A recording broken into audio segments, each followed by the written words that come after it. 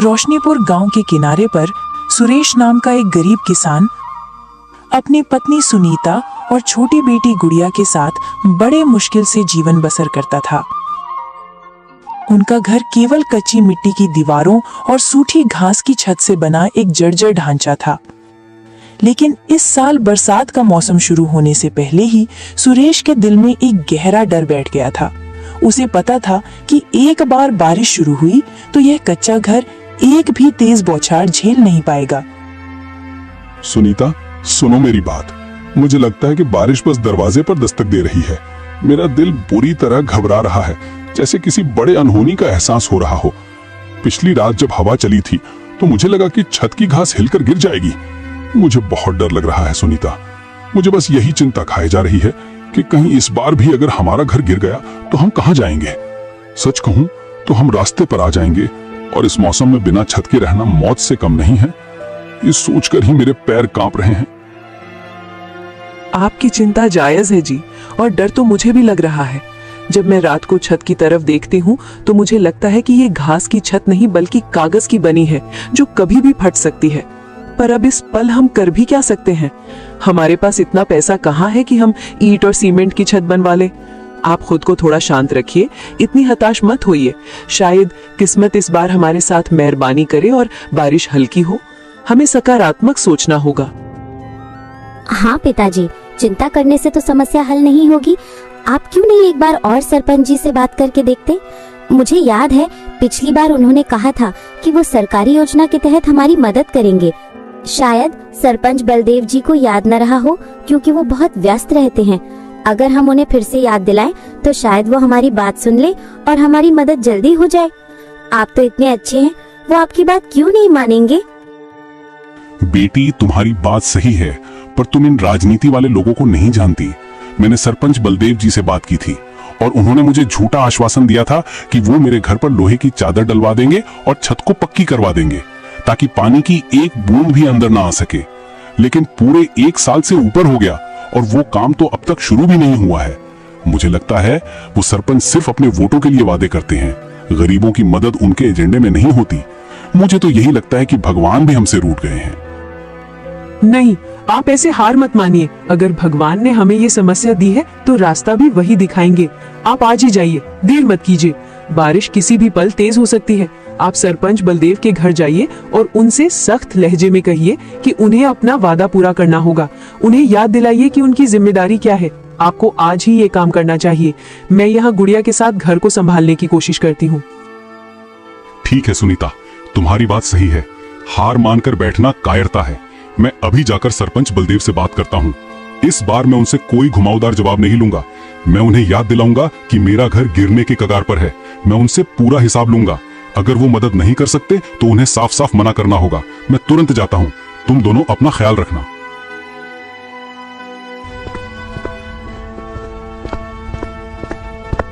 सुरेश अपने दिल में डर और उम्मीद का मिश्रण लिए हुए सरपंच बलदेव के आलीशान पक्के घर की ओर निकल पड़ा। उसे पता था कि ये अमीर और सत्ताधारी लोगों के दरवाजे पर भीख मांगने जैसा ही था, लेकिन उसके पास और कोई चारा नहीं था। सुरेश गांव के बीचों बीच स्थित सरपंच बलदेव के विशाल और पक्के मकान के दरवाजे पर पहुंचता है। बाहर से ही सरपंच की खुशहाली और ऐशो आराम साफ झलक रहा था, जो सुरेश की गरीबी और बेबसी के विपरीत था। सरपंच जी, इस गरीब की विनती सुन लीजिए। मैं पिछले 1 साल से आपके आश्वासन पर जी रहा हूँ, लेकिन अब मेरे पास इंतजार करने का समय नहीं बचा है। मेरी पत्नी, मेरी बेटी और मैं सब खतरे में हैं। बारिश शुरू होने वाली है और मेरा कच्चा घर कभी भी गिर सकता है। आप गांव के मुखिया हैं, न्याय के लिए यहाँ बैठे हैं। मुझे बताइए, मेरा क्या होगा? अरे आओ आओ सुरेश, जरा बैठो। तुम इतने परेशान क्यों दिख रहे हो? मुझे याद है तुमने छत की बात कही थी, लेकिन देखो सुरेश, तुम भी तो समझो, मेरे पास कितनी जिम्मेदारियां होती हैं। पूरे गांव का देखभाल करना, सरकारी योजनाओं का काम देखना, इतने दस्तावेज होते हैं कि याददाश्त थोड़ी कमजोर हो जाती है। ये सारा काम मुझ अकेले पर है। मैंने तुम्हें कहा तो था, लेकिन तुमने मुझे दोबारा याद क्यों नहीं दिलाया? अब मैं किस किस की समस्या याद रखूंगा, ये बताओ।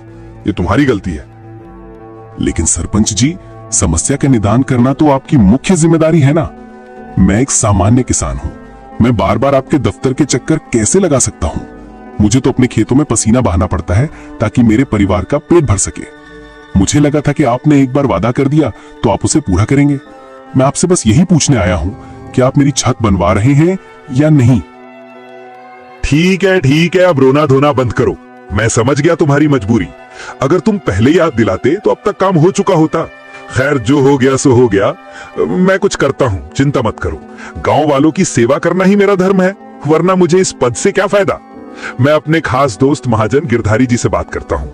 वो गांव के धनी हैं और शायद तुम्हारी मदद कर सके। तुम बस इंतजार करो, मैं तुम्हें तुम्हारे घर आकर बताऊंगा।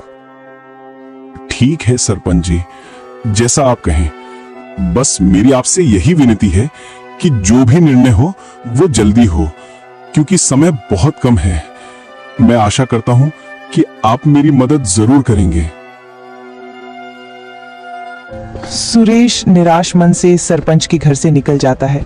वो मन ही मन सरपंच के झूठे आश्वासनों पर गुस्सा हो रहा था, लेकिन उसकी बेबसी उसे चुप रहने पर मजबूर कर रही थी। उसे पता था कि सरपंच बस समय बर्बाद कर रहा है।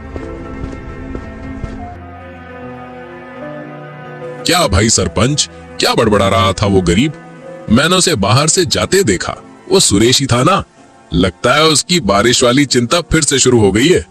तुम उसे क्या आश्वासन देके भेज रहे हो? मुझे तो लगा तुम उसे सीधे सीधे मना कर दोगे। हाँ, वो सुरेश था। अब तुम भी मुझे ताने मारोगे क्या? मैं यहाँ गरीबों के आंसू पोंछने के लिए नहीं बैठा हूँ। मैं यहाँ अपना फायदा देखने के लिए बैठा हूँ। वो कब से अपनी छत का रोना रो रहा था। मैंने उसे टाल दिया है, कहा है कि सोच कर बताऊंगा। लेकिन सच पूछो तो मेरे पास फालतू पैसा नहीं है जो मैं इन कंगालों पर लुटाता फिरूं। हाँ, अगर इसमें हमारा कोई फायदा होता तो बात अलग थी। अरे फायदा क्यों नहीं होगा? मैंने तो पहले ही सोच रखा था। तुम तो जानते ही हो, फायदे का सौदा मैं कभी नहीं छोड़ता। और सुरेश की समस्या हमारे लिए सबसे बड़ा फायदा है।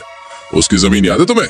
वो गांव में सबसे अच्छी जगह पर है, जहां से शहर का मुख्य रास्ता मेन रोड गुजरता है। वो जमीन सोने जैसी है। तुम उसे छत बनाने के लिए हाँ कह दो और बदले में उससे कहो कि वो अपनी जमीन हमें दे दे।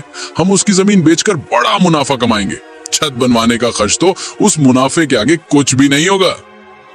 बात तो तुम सही कह रहे हो, जमीन लाजवाब है, लेकिन क्या सुरेश इतनी आसानी से मान जाएगा?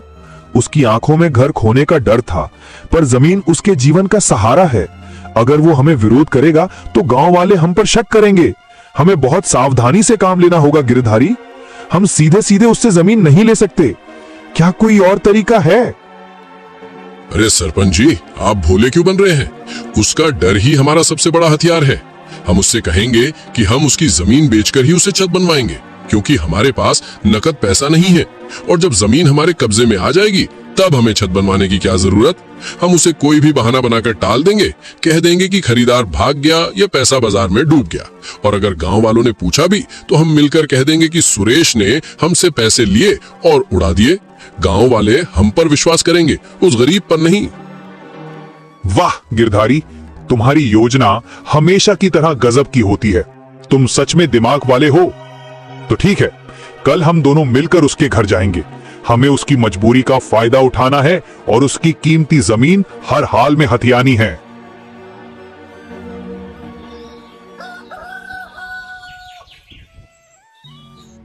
अगली सुबह सरपंच बलदेव और महाजन गिरधारी दोनों सुरेश के घर पहुंच गए। उनके चेहरे पर बनावटी चिंता और भीतर छिपी लालच साफ झलक रही थी। वे जानते थे कि बारिश शुरू होने से पहले सुरेश की मजबूरी चरम पर होगी और यही उनके षड्यंत्र को सफल बनाने का सही समय था। अरे सुरेश, देखो, मैंने तुम्हारी समस्या पर रात भर विचार किया।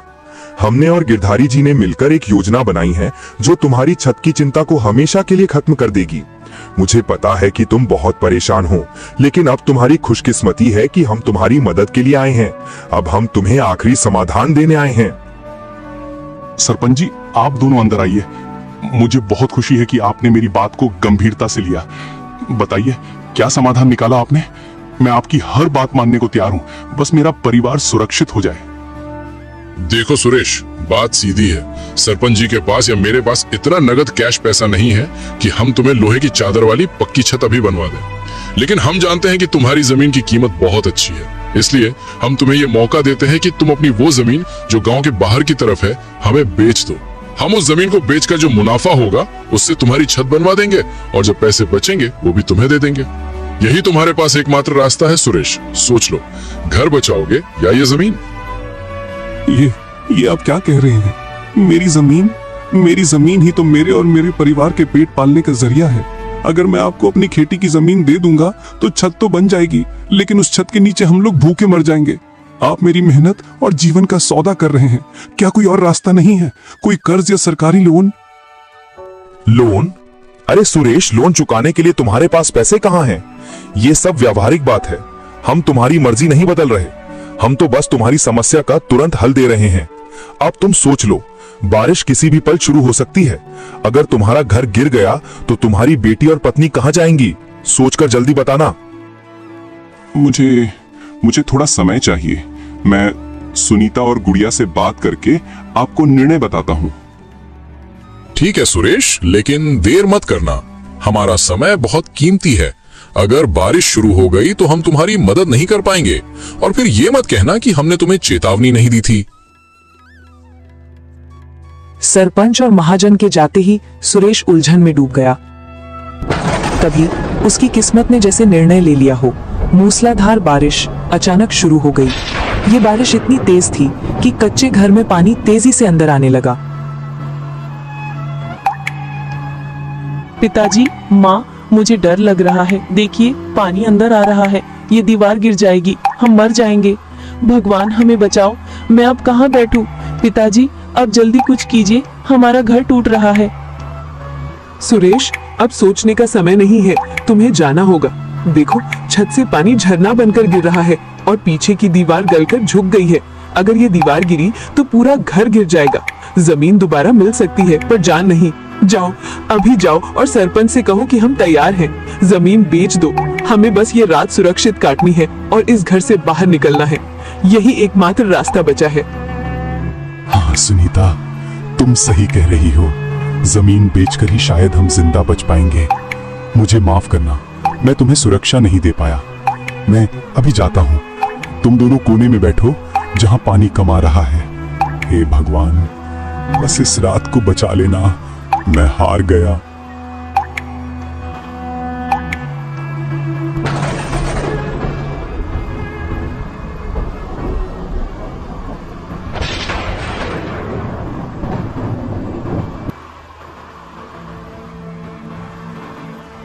सुरेश बारिश में भीगता हुआ सरपंच बलदेव के घर पहुंचा। वो हाँफ रहा था और उसके चेहरे पर खौफ साफ झलक रहा था। उसने अपने जीवन की जमा पूंजी बेचने का निर्णय ले लिया था। सरपंच जी, महाजन जी, मैं तैयार हूँ। मेरी जमीन ले लीजिए, मुझे पैसे दे दीजिए ताकि मैं अपना घर बनवा सकूं और अपने परिवार को बचा सकूं। मेरा घर गिरने वाला है, मैं अब और इंतजार नहीं कर सकता। आप मेरी मदद कीजिए। अरे सुरेश, तुम्हें इतनी जल्दी क्यों है? तुम इतने घबराए हुए क्यों हो? देखो, हमने कहा था कि हम खरीदार ढूंढेंगे। हम तुम्हें झट से पैसा नहीं दे सकते। पहले हमें जमीन का सौदा करना होगा। हम आज ही तुम्हारे नाम के कागजात तैयार करवाते हैं। जैसे ही खरीदार हमें पैसे देगा, हम तुम्हें पैसे दे देंगे। उससे पहले हम तुम्हारी कोई मदद नहीं कर सकते। सरपंच जी, क्या आप मुझे थोड़े पैसे अग्रिम एडवांस नहीं दे सकते? मेरा घर सचमुच टूट रहा है। विश्वास कीजिए, मैं कसम खाता हूँ कि जैसे ही आप मुझे जमीन के बाकी पैसे देंगे, मैं आपका अग्रिम लौटा दूंगा। मेरी बेटी और पत्नी खतरे में है। नहीं सुरेश, हम जोखिम नहीं ले सकते। अगर जमीन का सौदा नहीं हुआ तो कौन हमारा पैसा लौटाएगा? तुम कागजात तैयार करवाओ और हमें सौंप दो। हम जितनी जल्दी हो सका खरीदार ढूंढेंगे। अब तुम जाओ और घर वालों को संभालो। समय बर्बाद मत करो, हमें काम करने दो। सुरेश के जाते ही महाजन गिरधारी और सरपंच बलदेव ने राहत की सांस ली। महाजन गिरधारी ने तुरंत सरपंच को पैसों से भरा एक थैला थमाया। जमीन का सौदा पहले ही हो चुका था और वो भी बाजार मूल्य से 5 गुना ज्यादा दाम पर। शिकार फंस गया। मैंने कहा था ना सरपंच जी, खरीदार तैयार बैठा था। ये लीजिए मुनाफे का पहला हिस्सा। अब वो गरीब हमारे जाल में फंस चुका है। उसे एक पैसा देने की क्या जरूरत है? उसकी छत गिरे या घर, हमें क्या फर्क पड़ता है? तुम सही कहते हो गिरधारी, हम उसे टालते रहेंगे। कौन हमारे ऊपर सवाल उठाएगा? अब गांव में हमारी मर्जी चलेगी। उधर सुरेश अपने परिवार के पास लौट आता है, लेकिन घर की हालात और भी बदतर हो चुकी थी। तभी उसका पड़ोसी और गहरा दोस्त रमेश उसके पास आता है, जिसने सरपंच के घर के पास महाजन गिरधारी को पैसे के साथ जाते हुए देखा था। सुरेश, तुम्हारी ये हालत क्यों है? मैं सुन रहा हूँ कि तुमने अपनी जमीन सरपंच और महाजन को बेच दी। क्या ये सच है? और अगर हाँ, तो पैसे कहाँ हैं? मैंने अभी अभी महाजन गिरधारी को सरपंच के घर से पैसों से भरा एक थैला लेकर जाते देखा है। मुझे लगता है कि कुछ गड़बड़ है दोस्त। हाँ रमेश, मेरे पास और कोई चारा नहीं था। उन्होंने कहा है कि वो जल्दी ही खरीदार ढूंढकर मुझे पैसे देंगे। मुझे उन पर भरोसा करना पड़ा। अगर ऐसा नहीं करता तो हम सब मारे जाते। लेकिन हाँ, मुझे भी दाल में कुछ काला लग रहा है। ये बारिश रुक नहीं रही और मेरी छत किसी भी पल गिर सकती है। नहीं सुरेश, मुझे शक है। उन दोनों पर भरोसा करना खतरा है। तुम सुनीता भाभी और गुड़िया को लेकर अभी मेरे घर चलो। तुम्हारा ये घर गिरने वाला है। मैं तुरंत गांव में जाकर पता लगाता हूँ कि क्या जमीन सच में बिक गई है या ये सब उनका झूठ है। तुम चिंता मत करो, मैं तुम्हें धोखे में नहीं रहने दूंगा।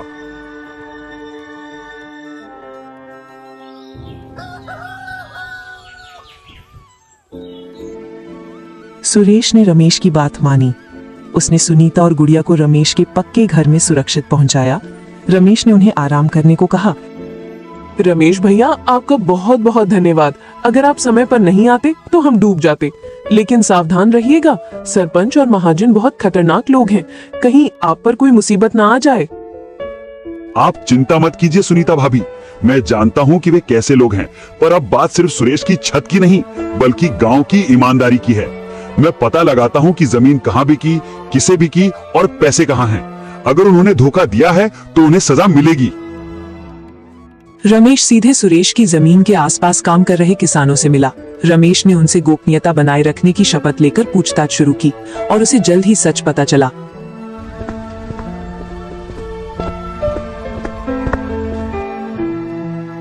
उन किसानों ने बताया कि महाजन गिरधारी आज सुबह ही शहर के एक बड़े व्यापारी के साथ वहां आया था। जमीन का सौदा पहले ही हो चुका था और वो भी बाजार में चल रही कीमत से 5 गुना ज्यादा दाम पर। उन्होंने झूठा नाटक किया था कि उन्हें खरीदार ढूंढना है। इसका मतलब ये है कि सुरेश की जमीन बिक चुकी है और पैसे सीधे सरपंच और महाजन की जेब में गए हैं और उन्होंने जानबूझकर सुरेश को बेघर होने के लिए छोड़ दिया। ये सिर्फ धोखा नहीं, ये घिनौना अपराध है। सुरेश, उठो। तुमने मुखिया और महाजन पर भरोसा करके जमीन के कागजात दे दिया और उन्होंने तुम्हें धोखा दिया है। तुम्हारी जमीन कब की बिक चुकी है और अभी तक उन्होंने तुम्हारा घर नहीं बनवाया। तुम्हारी जमीन के महाजन को 5 गुना ज्यादा पैसा मिला है। वे तुम्हें झूठ बोल रहे थे ताकि तुम बेघर हो जाओ। ये जानकर मेरे खून में आग लग गई है। वे तुम्हारे दुख का फायदा उठा रहे थे। हमें तुरंत कुछ करना होगा, इससे पहले कि वे पैसा लेकर भाग जाएं। क्या सच में उन्होंने मेरा सब कुछ छीन लिया? मैं बेघर हो गया और उन्होंने मेरी जमीन ले ली और मेरा घर भी नहीं बनवाए। इतना बड़ा धोखा मैं अब उन्हें नहीं छोड़ूंगा। मैं उन दोनों शैतानों को सबक सिखाऊंगा। मेरी मेहनत की जमीन, मेरे पास जीवन का गुजारा करने के लिए एकमात्र सहारा मेरी जमीन ही तो थी। नहीं सुरेश, अकेले जाकर गलती मत करो। वो दोनों राक्षस हैं। हमें पूरे गांव को इकट्ठा करना होगा। उनकी ताकत उनका पैसा है और हमारी ताकत है एकता। तुम सुनीता भाभी को साथ लेकर जाओ और मैं पीछे से पूरे गांव को इकट्ठा करूंगा। सरपंच के घर के बाहर खिड़की से सारा दृश्य गांव वालों को दिखाऊंगा। गांव वालों के सामने ही सरपंच बलदेव और महाजन गिरधारी की पोल खुलेगी।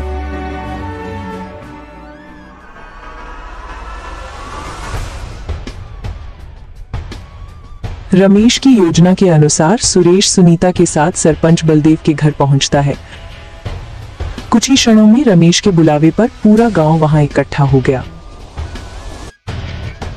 सरपंच बलदेव, महाजन गिरधारी, अब छिपाना बंद करो और बाहर निकलो। तुम दोनों ने मेरे साथ सबसे बड़ा अन्याय किया है। मैंने तुम्हें मदद के लिए बुलाया था और तुमने मेरी मजबूरी को एक व्यापार बना दिया। तुम्हें शर्म नहीं आई? मैंने तुम्हें गांव का मुखिया माना, मैंने तुम पर विश्वास किया और तुमने मुझे और मेरे मासूम परिवार को बेघर कर दिया। क्या यही तुम्हारी मानवता है? मेरे घर में पानी टपक रहा था, मेरी बेटी डर के मारे रो रही थी और तुम दोनों 5 गुना मुनाफा लेकर खुशी मना रहे थे। मैंने तुम्हारे साथ क्या अन्याय किया है? मैं तो तुम्हारी मदद कर रहा हूँ, हैं? हाँ सुरेश, हम तो तुम्हारी मदद कर रहे हैं। अन्याय की बात कहाँ से आ गई? ये सब रमेश की गलतफहमी है। वो तुम्हें भड़का रहा है क्योंकि उसे मुझसे दुश्मनी है।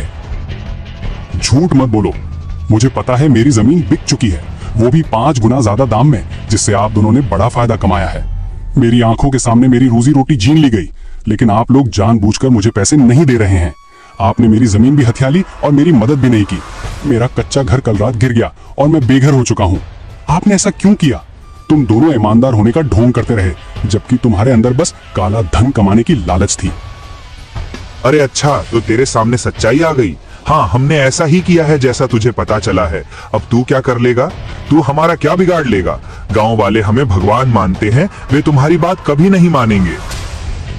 हाँ, मैं जाकर गांव वालों को सब सच बता दूंगा। मैं कह दूंगा कि आपने मुझसे मेरी जमीन हथियाई है और मुझे बेघर होने पर मजबूर कर दिया है। आपका सारा षड्यंत्र मैं गांव वालों के सामने रख दूंगा। उन्हें बता दूंगा कि आप दोनों कितने नीच हो। तुझे लगता है तू कहेगा और गांव वाले मान लेंगे? मैं इस गांव का सरपंच हूँ। हाँ, गांव वाले सिर्फ मेरी बात मानेंगे और मैं उन्हें बता दूंगा कि हम तुझे पैसे दे चुके हैं और तूने पैसे उड़ा दिए और अपना घर नहीं बनवाया, इसलिए तू बेघर हो गया है। हमारी पोल खोलने चला है। हम तेरी टांगे तोड़ देंगे, तेरी जबान काट देंगे, फिर लंगड़ा लूला होकर गांव में भीख मांगेगा। हमसे मत उलझ और यहाँ से चला जा। ये गांव और ये कानून हमारे जूते की नोक पर है। तुम पापी दुष्ट राक्षस हो, कैसी बातें कर रहे हो? हमारा परिवार इस गांव में इज्जत से रहता आया है। हम भले ही गरीब हैं, लेकिन गांव वाले हमारा साथ जरूर देंगे। हमसे बदतमीजी मत कर और निकल जाओ यहाँ से, नहीं तो अंजाम अच्छा नहीं होगा। ये सारा नाटक बंद करो। आखिरकार तुम दोनों का असली रूप सामने आ ही गया। प्यार मोहब्बत का जो तुम नाटक करते हो और गांव वालों की मदद करने का जो झूठा नाटक करते हो, उसकी पोल खुल गई। सरपंच बलदेव, महाजन गिरधारी, तुम दोनों ने इस गांव को धोखा दिया है। ये तुम्हारा असली चेहरा देखने आए हैं और तुम्हें सबक सिखाने भी। गांव वालों, सुरेश सच कह रहा है। मैंने खुद देखा कि जमीन बेची जा चुकी है। इनके पास जो बड़ा थैला है, उसमें सुरेश की जमीन के मुनाफे का पैसा है। गांव वालों, इन्हें खूब मारो और इनके पास जो पैसे हैं, वो सुरेश के हैं। उन्हें तुरंत सुरेश को दे दो। रमेश के आदेश पर गांव वाले टूट पड़े। ये गुस्सा एक व्यक्ति का नहीं, बल्कि सालों से चली आ रही गरीबी और शोषण का आक्रोश था।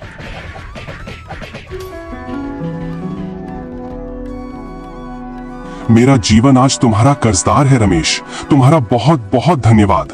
तुम्हारी वजह से आज गांव वालों के सामने सच्चाई आई और तुमने मुझे बचा लिया। तुमने न केवल मुझे न्याय दिलाया, बल्कि मेरे घर को टूटने से पहले ही परिवार को सुरक्षित कर लिया। मुझे पता भी नहीं चला कि तुम कब मेरे लिए इतना बड़ा जोखिम उठा रहे थे। लेकिन अब मेरे घर का क्या होगा? मेरे पास घर तो नहीं है और मैं पक्के मकान का खर्च कैसे उठाऊंगा? हाँ, वो सब भी मैंने सोच रखा है। तुम चिंता मत करो, खुश हो जाओ। सबसे पहले मैं इन पैसों से तुम्हारी जमीन के खरीदार को पैसे वापस कर देता हूँ और जमीन वापस ले लेता हूँ। तुम्हारी जमीन सुरक्षित है और घर की चिंता मत करो। रमेश अंकल, आप सच में बहुत अच्छे हो। आपका बहुत बहुत धन्यवाद।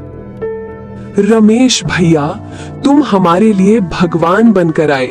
तुमने सिर्फ हमारा खेत नहीं बचाया, तुमने हमारी इज्जत और हमारे जीवन की आशा बचाई है। अब इस गांव में सच्चाई और ईमानदारी की नींव पड़ेगी। और जमींदार गिरधारी को गांव से बाहर निकाल देने के बाद नेतृत्व का प्रश्न सामने आया। रमेश की ईमानदारी, साहस और निस्वार्थ सेवा को देखते हुए गांव वाले जानते थे कि उनका नया मुखिया कौन होगा। सर्वसम्मति से रमेश को गांव का नया सरपंच बना दिया गया और सुरेश को उप सरपंच बना दिया गया। अब सुरेश का विचित्र भाग्य पूरी तरह से पलटा।